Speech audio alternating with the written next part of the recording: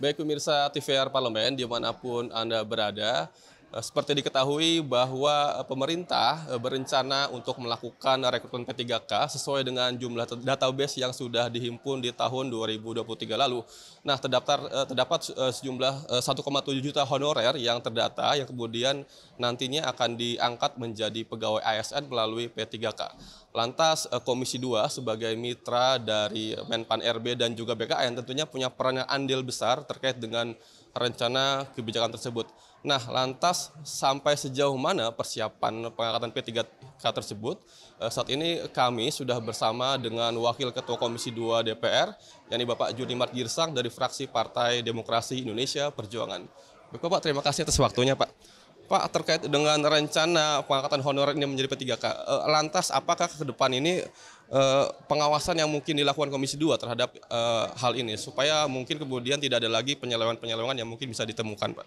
Ya, yang pertama perlu kami sampaikan bahwa Komisi 2 pada hari Kamis minggu yang lalu melakukan konseling ya dengan Kemenpan RB yang dari langsung oleh Saudara Menteri dan Kepala BKN dan Kementerian Keuangan, Kementerian Hukum dan HAM, dan kementerian lembaga terkait lainnya.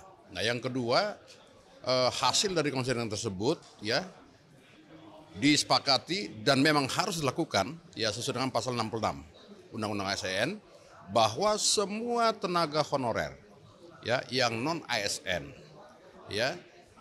wajib diverifikasi, divalidasi namanya verval dalam rangka untuk pengangkatan saudara-saudara kita yang non ASN honorer ini menjadi P3K.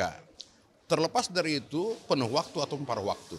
Nah, kemarin itu dari pihak kementerian, CQ, Kepala BKN mengatakan bahwa sudah terverval sebanyak lebih kurang 1,7 juta.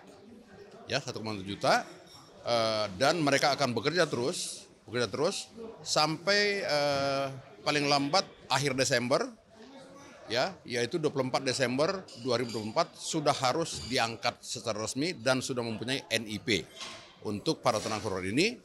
Dan saya memang selalu menekankan tidak ada pengecualian ketika seseorang tenaga honorer sudah bekerja selama 5 tahun tidak terputus dan mendapatkan SK untuk itu selama ini, itu harus diangkat menjadi P3K begitu. Nah, yang berikutnya menyangkut anggaran. Anggaran itu tinggal bagaimana mengkomunikasikan dari pusat ke daerah dan bagaimana kemampuan daerah, maka sisanya akan di-cover oleh APBN. Itu sudah kita sepakati kemarin dan akan ada dalam RPP nanti rancangan peraturan pelaksana Undang-Undang ASN gitu. Pak, tadi berarti artinya tidak terpengaruh Pak dengan adanya Undang-Undang HKPD tadi yang mengatakan bahwa 30% maksimal anggaran daerah itu hanya 30% maksimal belanja pegawai yang dilakukannya. Tidak ada pengaruhnya karena sesuai dengan perintah Undang-Undang ASN itu kita tidak bicara pembagian di sana. Kita bicara bagaimana menyelamatkan dan mempunyai kepastian hukum kepada para tenaga honorer ini supaya mereka diangkat menjadi P3K penuh waktu maupun waktu. Nah, yang paling pokok sesungguhnya kita tegaskan kemarin supaya untuk penerimaan CPNS itu ditambahkan kepada para P3K sepanjang umurnya usianya masih bisa untuk itu dan batasnya itu 45 tahun untuk CASN kemarin itu sudah kita sepakati karena di Papua juga begitu. Jadi harus ada pemerataan, tidak boleh ada pengecualian. Nah, yang paling pokok lagi sesungguhnya adalah dalam pertemuan kemarin saya menekankan supaya dilakukan verval yang betul-betul dikawal ketat itu. Kenapa demikian? Sesuai dengan laporan dan bukti yang ada pada kami itu, banyak tenaga honorer tidak pernah terdaftar tenaga honorer, tetapi masuk dalam database BKN. Sementara yang sesungguhnya dia tenaga honorer, kok tidak terdaftar di BKN dalam database-nya. Nah, ini harus di verval secara baik bersama dengan BPKP.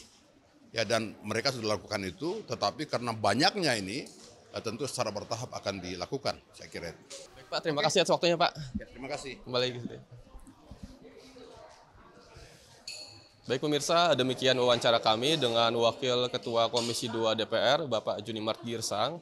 Dan tadi disampaikan bahwa Komisi 2 DPR sangat mendukung langkah pemerintah yang kemudian berencana melakukan pengrekrutan P3K bagi para honorer yang sudah terdata oleh BKN sebanyak 1,7 juta.